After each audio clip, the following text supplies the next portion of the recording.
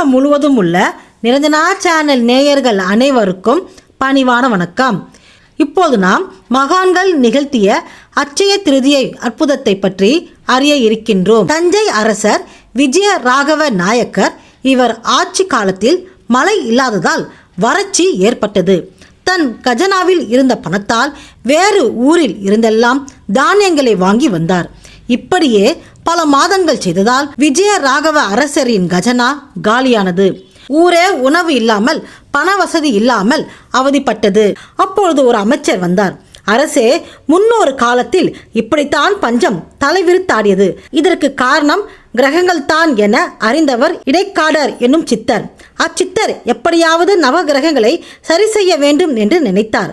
அதனால் நவ கிரகங்களை அழைத்து அவர் அக்கிரகங்களுக்கு அன்னதானம் அளித்தார். நன்றாக உணவு உண்ட காரணத்தால் கிரகங்களுக்கு உறக்கம் வந்தது. தூங்கிவிட்டனர். இதுதான் நல்ல சந்தர்ப்பம் என்று நினைத்த சித்தர் அந்த கிரகங்களை எந்தெந்த இடத்தில் இருந்தால் நாட்டுக்கு மழை பெய்யுமோ அதன்படி உறக்கத்தில் இருந்த அந்த கிரகங்களை மாற்றி அமைத்தார். அவர் திட்டம் பலித்தது. மழை பொழிந்தது. வறட்சியும் பறந்தது. அதற்கு அரசர், என்ன அமைச்சரே, என்னை குழந்தை என நினைத்து விட்டீர்களா? ஏதோ மாயாஜால கதை சொல்கிறீர்களே என்ற வேதனையில் சிரித்தார் மன்னர். இல்லை அரசே, இயற்கையை மாற்றும் சக்தி சித்தர்களிடம் இருக்கின்றது என்கின்றேன்.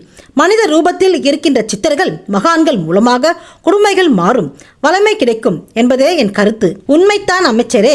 அத்தகைய மகிமை வாய்ந்த சித்த புருஷர் யார் என்றார் அரசர். இருக்கிறார் அரசரே, அவர்தான் மகான் ஸ்ரீ ராகவேந்திரர். நீங்கள் எனக்கு கட்டளையிட்டால் நம் நாட்டுக்கு அழைத்து வருகிறேன். நல்லது நடக்கும் மன்னா என்றார் அமைச்சர்.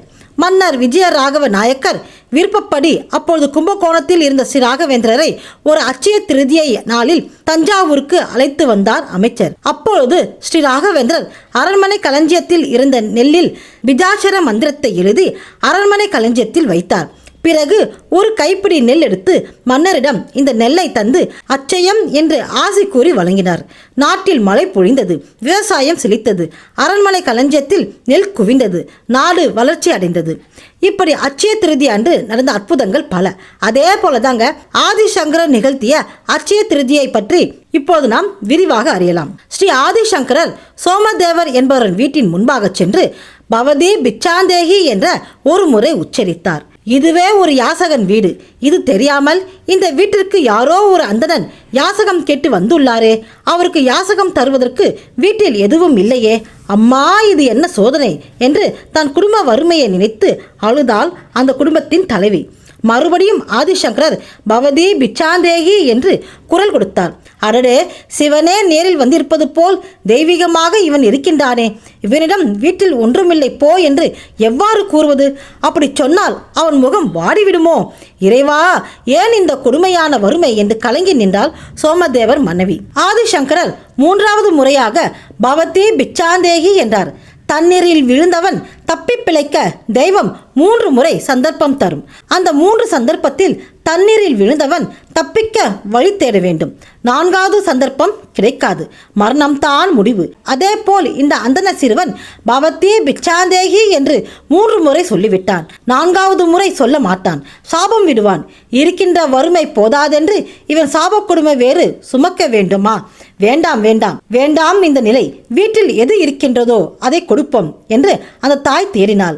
அவள் வீட்டில் சாப்பிடும்படி எதுவுமே இல்லைங்க, ஒரு காய்ந்த நெல்லிக்கனியை தவிர. அந்த காய்ந்த நெல்லிக்கனியை தயக்கத்துடன் ஆதிசங்கருக்கு தந்தாள். அதை மகிழ்ச்சியுடன் பெற்றுக்கொண்ட ஸ்ரீ ஆதிசங்கரர் அந்த தாயின் தயக்கத்தை, அந்த குடும்பத்தின் வறுமை நிலையை உணர்ந்தார். அம்மா, ஏன் உங்கள் கண்கள் கலங்குகின்றது? கண்ணீர் எதற்கு? நீங்கள் தந்த இந்த நெல்லிக்கனி ஸ்ரீ மகாலட்சுமிக்கு உகந்தது. இன்று அட்சய திருதியை தூய அன்புடன் நீங்கள் தந்த தானத்தில் நான் மனம் மகிழ்ந்தேன் என்று கூறி ஸ்ரீ கனகதாரா ஸ்தோத்திரத்தை பாடி ஸ்ரீ மகாலட்சுமி அழைத்தார் ஆதிசங்கரர். ஆதிசங்கரின் அழைப்பை ஏற்று அன்னை ஸ்ரீ மகாலட்சுமி வந்தார். தானம் தந்த அந்த பெண்ணின் வீட்டில் தங்க நெல்லிக்கனியை மழையாக பொழிந்தாள். இந்த சம்பவம் நடந்த தினம் ஒரு அட்சய திருதியை என்பது குறிப்பிடத்தக்கது. முன் ஜென்மத்தில் நம்மை அறியாமல் ஏதாவது ஒரு பாவத்தை யாருக்காவது செய்திருப்போம். அந்த தீவினை இந்த ஜென்மத்தில் நிழல் போல் தொடர்ந்து வரும். அந்த பாவத்திற்கு பரிகாரம் செய்ய உகந்த தினம் அட்சய திருதியை. அன்றைய தினத்தில் உங்களால் இயன்ற அளவு அன்னதானம் செய்தால் முன் ஜென்மத்தில் உங்களால் பாதிக்கப்பட்டவர்கள் இந்த பிறவியில் நீங்கள் செய்யும் அன்னதானத்தில் பங்கேற்று உணவு சாப்பிடக்கூடும் என்கிறது சாஸ்திரம். அதனால் நம் முன் ஜென்ம பாவங்கள் குறைகின்றது. இறைவன் விரும்பினால் முற்றிலும் அந்த பாவம் விலகுகிறது. அதனால் அட்சய தினத்தன்று அன்னதானம் செய்யுங்கள். அதே போல் அட்சய திருதியை அன்று தங்கம் வாங்க இயலாதவர்கள் சர்க்கரை, உப்பு இவற்றில் ஏதேனும் ஒன்றை வாங்க வேண்டும்.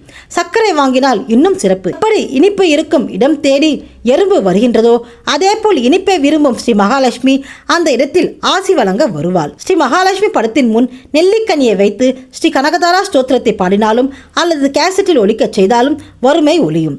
சூரிய பகவானிடம் திரௌபதி அட்சய பாத்திரம் வாங்கிய நாளும் அட்சய திருதியை நாள்தான். ஆகவே அட்சய திருதியை அன்று உங்களால் முடிந்த அன்னதானம் செய்யுங்கள். நிச்சயம் உங்கள் பாவங்கள் அனைத்தும் குறைக்கப்படும். இறைவன் உங்களுக்கு நன்மைகளை அள்ளி தருவார். இதை ஸ்ரீ மகான்கள் சொல்லி இருக்கின்றார்கள். அட்சய திருதி அன்று உங்களால் முடிந்த தான தர்மம் செய்யுங்கள். நிச்சயம் உங்களுக்கு தர்ம தேவதையின் அருள் கிடைக்கும். இதுபோல் இன்னும் பல பயனுள்ள தகவல்களை அறிய நிரஞ்சனா சேனலை பாருங்கள். என்றும் நிரஞ்சனா சேனலோடு இணைந்திருங்கள். நன்றி, வணக்கம்.